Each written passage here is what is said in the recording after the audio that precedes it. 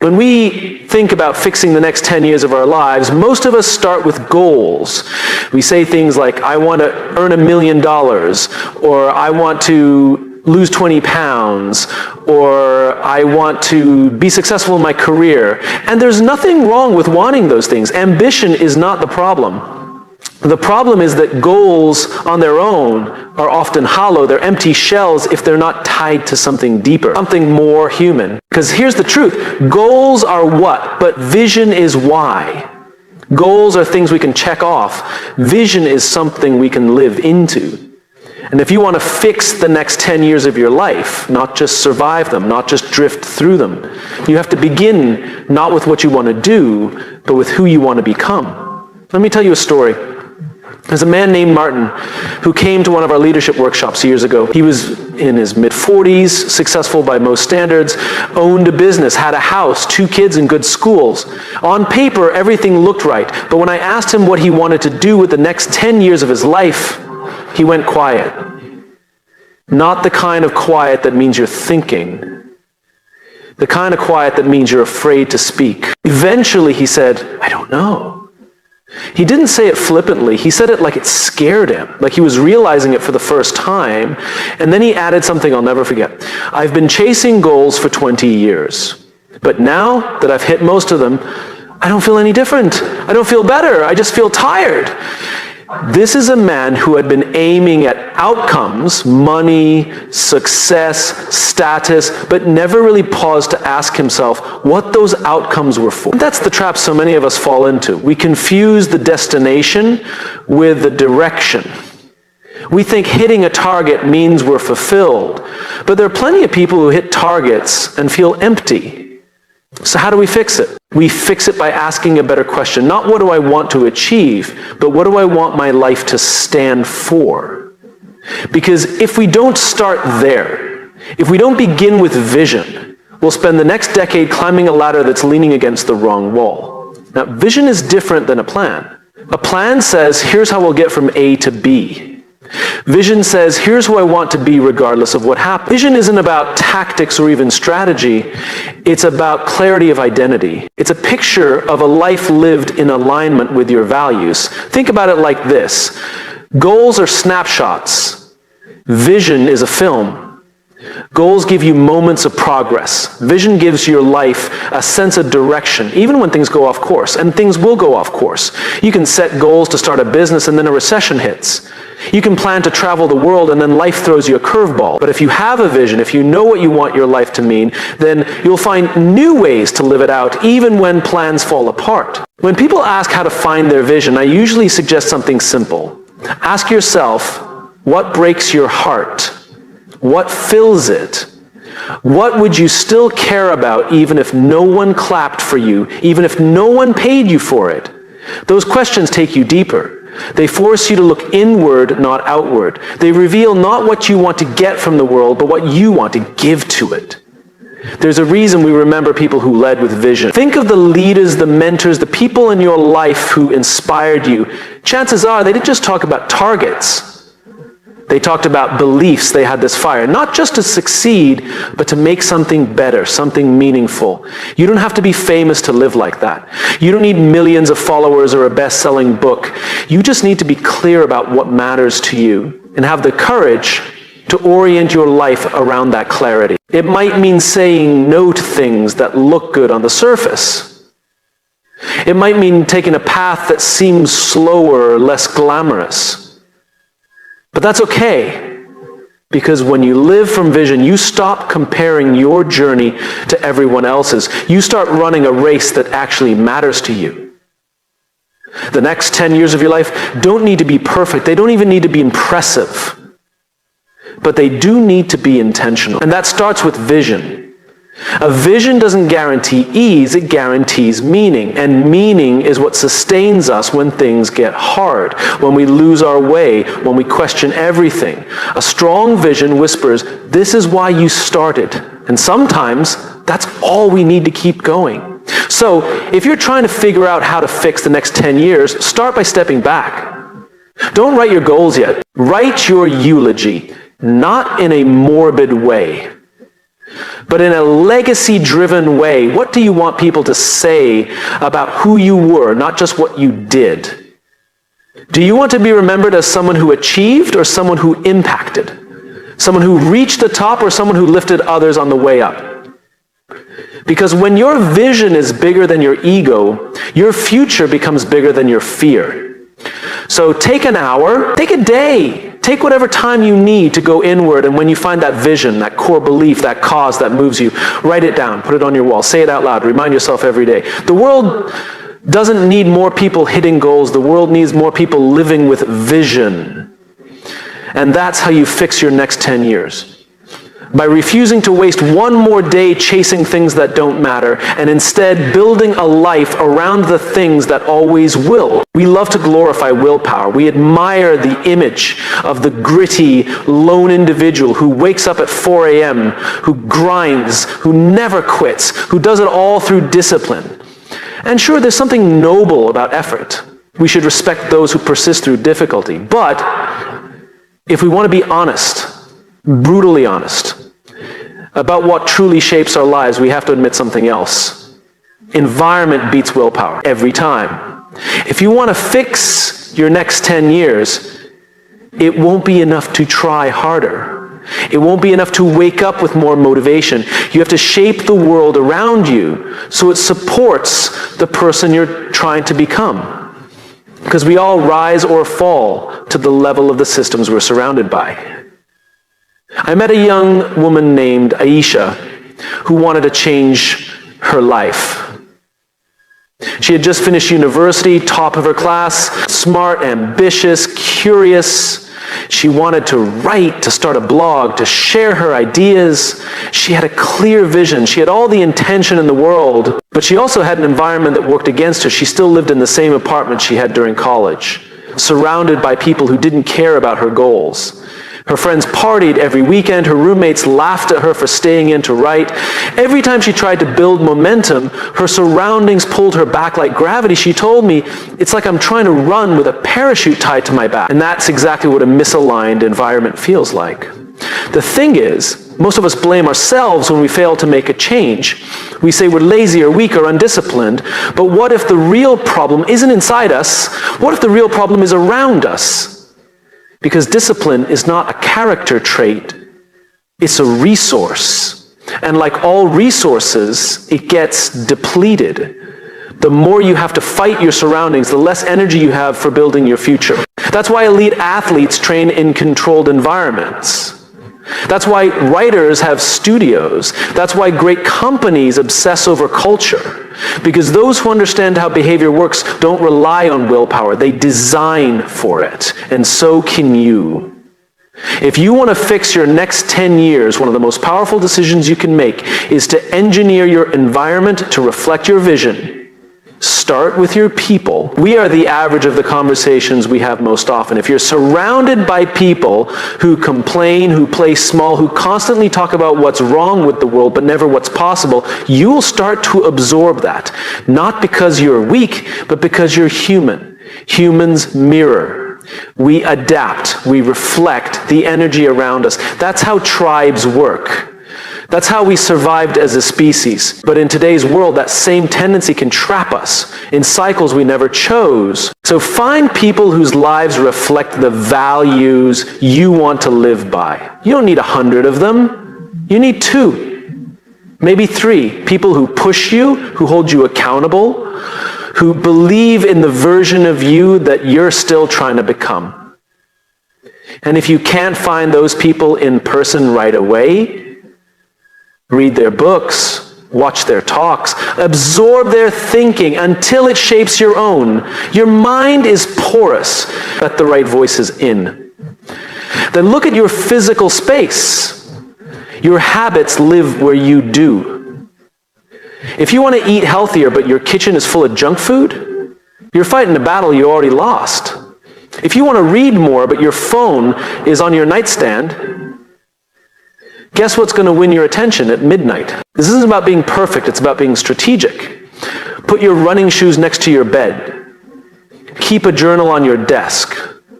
Move your phone to another room when you sleep. These are tiny choices, but they stack. Every time you make a good behavior easier, you increase your odds of actually doing it. I once worked with a CEO who wanted to spend more time thinking big picture, but his calendar was packed with back-to-back meetings. No space to breathe, let alone reflect. I asked him one question: what would your calendar look like if it was designed for the kind of leader you want to be instead of the kind of leader you've always been? He paused, then he smiled, then he blocked off 3 hours every Thursday afternoon. No meetings, no emails, just thinking time. That simple change transformed how he led, not because he got smarter, but because he finally gave himself space to act on what he already knew. You don't need to overhaul your whole life overnight, but you do need to be intentional about the spaces you spend your time in, because the truth is, your environment is always working on you. The question is it working for you or against you? When people tell me they want to fix their life, I don't ask them what they're trying to do. I ask them where they spend their time and who they spend it with. Because the answers to those two questions will tell you almost everything you need to know. This isn't a message about weakness. It's a call for wisdom. The strongest people don't prove themselves through suffering. They design lives that make thriving possible. They start relying on heroics and start relying on structure. Willpower might help you for a few days, maybe a few weeks. But environment helps you for years, for decades. It's a quiet force, but a powerful one. And once you begin to shape it with intention, you'll feel it. The resistance goes down, the momentum goes up, and change stops being a fight. It becomes a flow. You were never meant to do this alone. Not in your head, not on pure energy. You were meant to grow with your world, not against it. So if you want to fix your next 10 years, don't just ask who you need to be. Ask what needs to change around me so I can become that person more easily, more naturally, more consistently. That's not weakness, that's strategy. That's wisdom. And that's how you build a future that lasts, not through strain, but through smart design. We've been conditioned to think in years. We're told to make 5-year plans, to set 10-year goals, to imagine where we want to be a decade from now. And that's fine. Long-term thinking matters. But here's the problem. When we measure life in years, we assume growth is linear, as if 1 year automatically builds on the last, as if time alone guarantees progress. But time is not the teacher. Experience is. The truth is, you don't grow just because time passes. You grow when moments shape you, when something jolts you awake, when life tests your beliefs, when you're forced to act with courage. These are what I call growth moments, and they matter far more than the calendar. I met a man named Greg a few years ago, mid-30s, quiet, thoughtful. He told me he'd spent the last 10 years of his life working at a company he didn't believe in. Not because he didn't have other options, but because it was comfortable, predictable, safe. Then one day he got a call. His father had passed away suddenly, no warning, no time to prepare. And in the middle of his grief, he had a realization. He'd spent a decade building a life that looked good but didn't feel good. A life measured in routine, not meaning. He quit his job 6 weeks later. Now what's interesting isn't just that he changed careers. It's that 10 years of quiet dissatisfaction didn't push him to act, but one painful moment did. One moment brought everything into focus. One moment rewrote the story. And that's how growth works, not in slow, predictable waves, but in sharp, defining shifts. It's not the number of years that matters, it's the intensity and meaning of the moments you live through. Think about your own life. Think about the last 10 years. What actually changed you? It probably wasn't the New Year's resolutions you made. It probably wasn't the birthdays, the anniversaries, the years that quietly came and went. It was the job you lost, the risk you took, the relationship that ended, the conversation that shook you.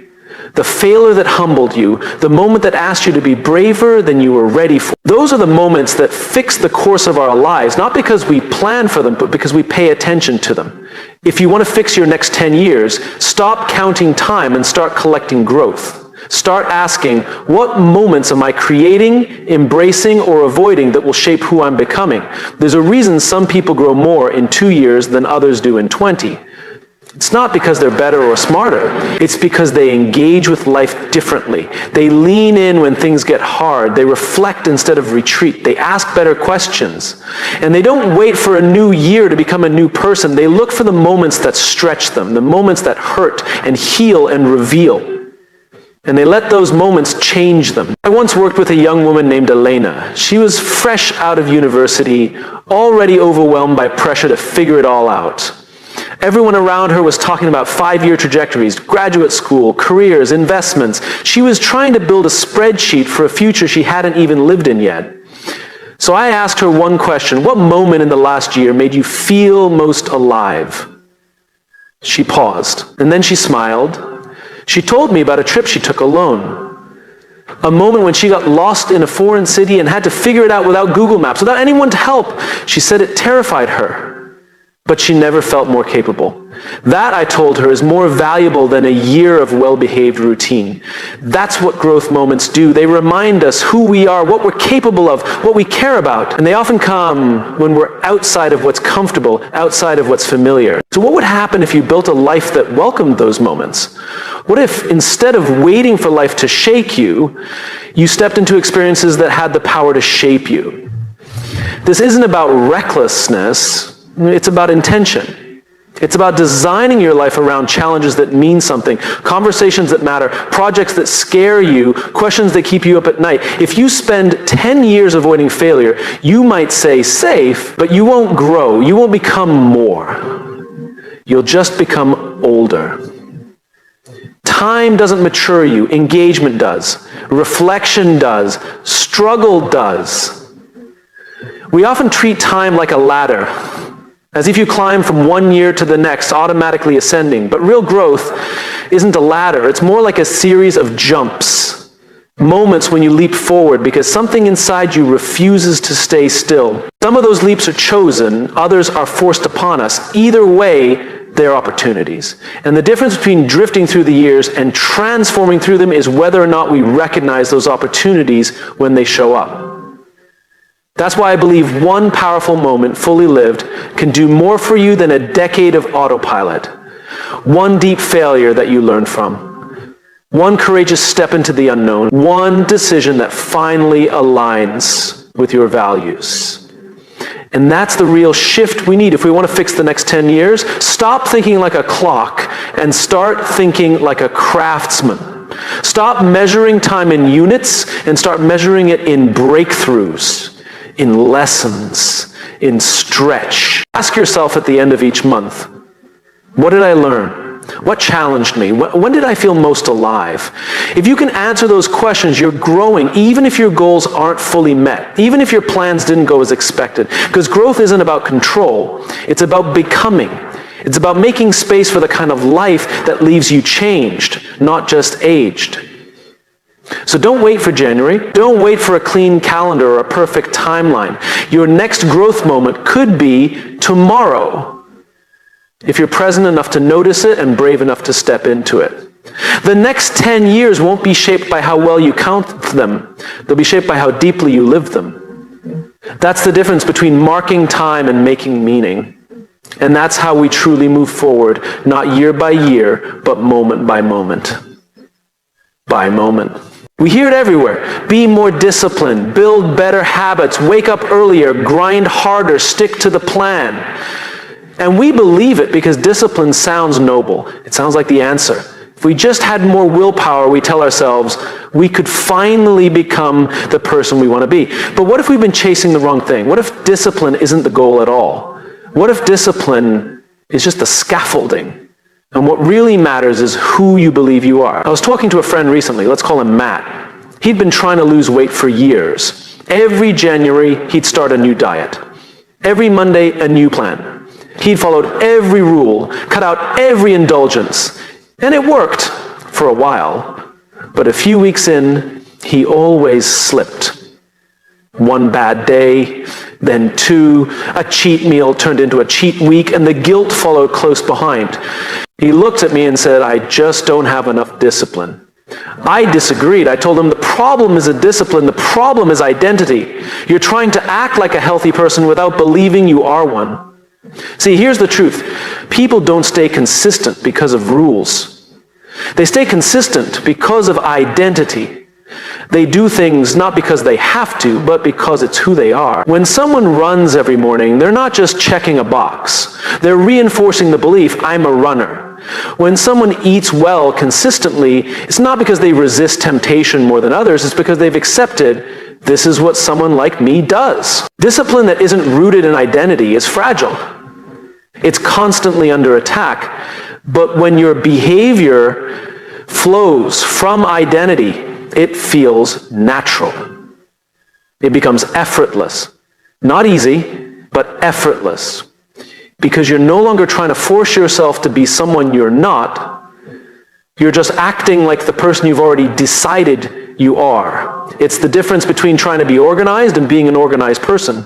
One takes energy, the other takes belief. The most powerful changes in our lives don't happen when we push harder. They happen when we shift how we see ourselves. That's the core, that's the source. The goal isn't to build more rules. The goal is to become someone who doesn't need them. I remember working with a senior executive, sharp, accomplished, well-respected, but beneath the surface, he was exhausted, burned out, spinning his wheels. He was trying to live two lives, the version of himself he presented at work and the quieter, more uncertain version he carried home. He kept saying he needed more discipline, more structure, a better morning routine, but that wasn't the real problem. The real problem was that his identity had become tied to performance. Every win reinforced the belief, I'm only as valuable as what I produce, and no amount of discipline could fix that. Because when your sense of self is built on what you do rather than who you are, you're always running, always chasing, never enough. So we talked, and we stripped things back. We asked bigger questions. What kind of leader do you want to be? What kind of father, husband, friend? And when he reconnected to that identity, not the role, not the title, but the values, it changed everything. His actions didn't just become more focused, they became more true, more him. That's the key. If your actions aren't rooted in a meaningful identity, you'll always feel like an imposter. But if your identity is aligned with what matters, discipline becomes a natural expression of that alignment. So ask yourself, who do you believe you are? Not what do you want to do, not what do you want to have. Who do you believe you are? Because your brain is always trying to stay consistent with your beliefs. If you believe you're unreliable, you'll subconsciously sabotage commitments. If you believe you're not a morning person, you'll resist early routines. If you believe you're not a leader, you'll shrink when it's time to step up. But when you shift the belief, the behavior starts to follow. So instead of saying, I want to work out 3 times a week, try, I'm the kind of person who values their health. Instead of, I need to write more, try, I'm a writer, and writing is what I do. At first, that might feel like a lie. That's okay. Most new identities do. But belief isn't about perfection, it's about direction. It's about choosing a story that pulls you toward your better self. Here's the beautiful part. You don't have to wait for some huge accomplishment to claim a new identity. You can decide right now. You don't become a generous person after you give away $1 million. You become generous the moment you see yourself as someone who lives with open hands. You don't have to write a book to be a writer. You just have to write. Identity is built through action, but those actions have to be small enough to start and meaningful enough to matter. Because you don't have to change your whole life overnight. You just have to take one step that proves this is who I am now. And if you string enough of those steps together, consistent, aligned, intentional, you don't just build better habits, you build a better self. That's how you fix the next 10 years. Not by forcing yourself to obey more rules, but by becoming the kind of person who doesn't need them. Not because you're perfect, but because you're clear. Because your life flows from the inside out. Discipline will help you get started, but identity is what keeps you going. So stop asking, how can I be more disciplined?